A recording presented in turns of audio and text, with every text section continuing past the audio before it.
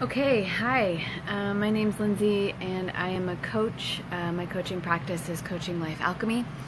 And I want to talk about choices. And this week especially has just been so full of big choices and big opportunities and really big experiences and emotions. I feel like I've actually experienced like everything possible on the human spectrum of feelings, and I'm just right now getting home from being with Kyle Cease this weekend in his Evolving Out Loud, which is completely phenomenal and everybody should go. And it was just such a beautiful weekend, and getting to just really reconnect with myself and who I am and my heart. And one of the biggest things I pulled from this weekend is simply love. Like loving myself, being love, giving love, coming back to love. And I think it's something that I've heard so much, I don't really hear it anymore. It doesn't land. And it landed again for me this weekend. And then earlier this week, I got to go to Phoenix and be with family. And I spent a couple days there with my family, and with my cousin Randy as he passed. And the whole time, pretty much being with him and being with them, my brain was like kind of screaming, like, do something. There's got to be something I can do. Like, do something. This isn't okay. And yet my heart knew, like, this is, and my contribution isn't doing this. Like, how do I get to love? And so just being there to love him and love my family and love myself, like to just be in love, it was just the best gift to move through something so painful and so human. Like, it's so human to live and to die and that cycle, and it still just felt so foreign.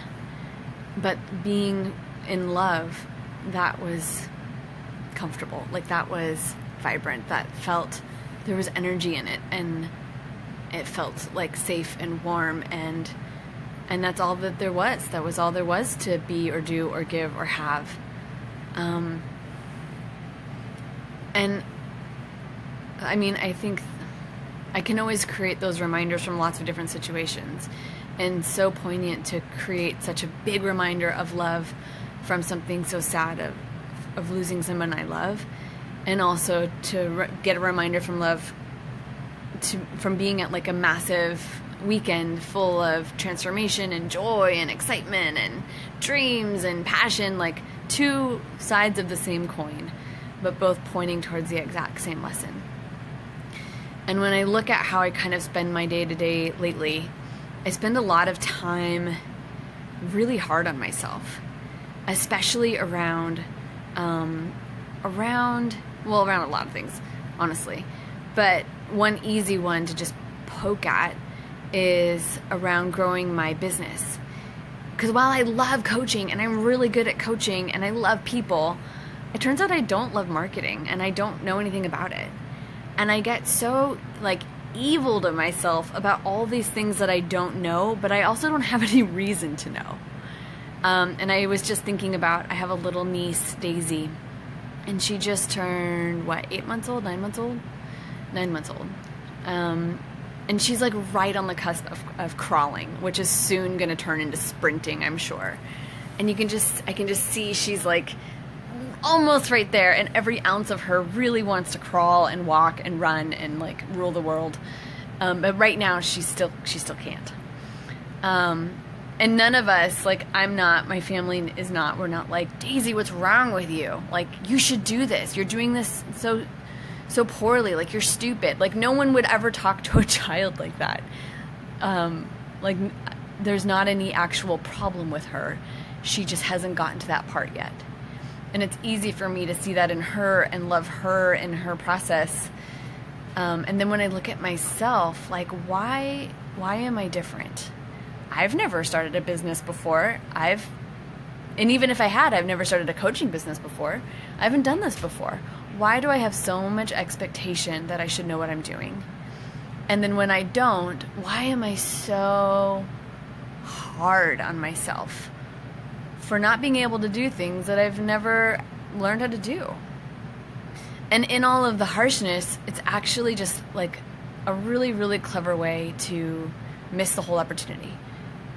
Because, at least for me in this moment, the whole opportunity is to love myself anyway. Like, to be gracious and kind and gentle with myself, and which would allow the space to learn. Like, in my compassion and love of, wow, how courageous to do something I love and to put myself out there and build something I've never built before. Like, wow, that's gonna take something of me I haven't met yet. Like, I better be really good to myself to go be that. And then in that space, I can learn and I can risk and I can try and get up and fall down and get up and fall down, and it doesn't have so much weight to it. It doesn't have to mean so much. And none of that is ever gonna happen if I'm not like coming from love and loving especially myself.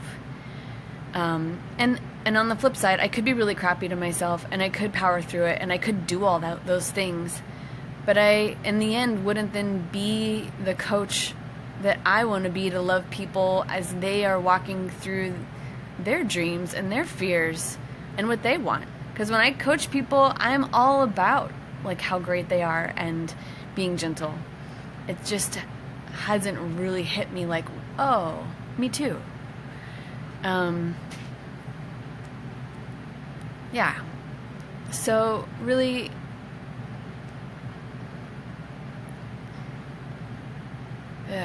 I feel all these feelings coming up. I'm just really grateful and committed to being love and giving love, and whatever I build and do and throw myself into, it gets to come from a space of love. Otherwise, what's the point? So, sending big love to you, and I do hope that this served in some way. And a practice that I'm going to practice that I just learned this weekend is just to put my hand on my heart and talk to myself and remind myself that I'm loved and wonderful and like I'm right here. So I invite you to practice that as well and just see what opens up. And that's it. So big love to you, and until next time.